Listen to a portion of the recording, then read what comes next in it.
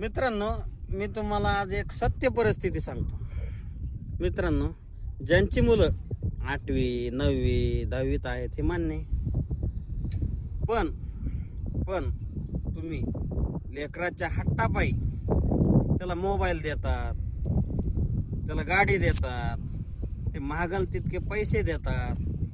खरंय, पण तुम्ही त्याच्यावर कधी लक्ष देतात का? तो कुठे जातोय, काय करतोय?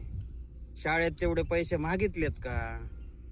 गाडी त्याचं वय आहे का गाडी द्यायचं? मोबाईल द्यायचं त्याचं वय आहे का? तो मोबाईलचा गैरवापर करतोय का?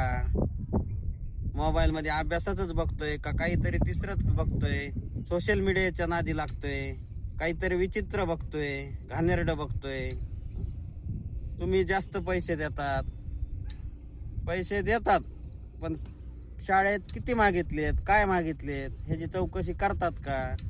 जास्त पैसे उरलेल्या पैशात तो काय करतोय? वाईट मित्राच्या संगतीत तो दारू पिऊ शकतो, तो सिगरेट पिऊ शकतो, तो पुड्या खाऊ शकतो. त्याचं वळण बिघडू शकतं का नाही? मग तुम्ही लक्षात घ्या.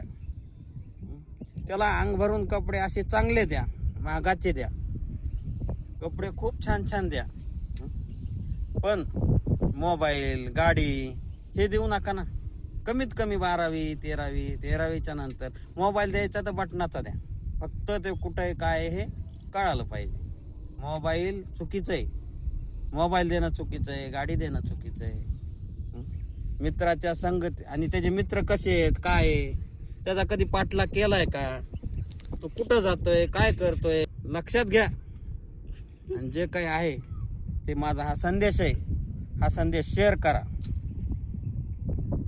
धन्यवाद.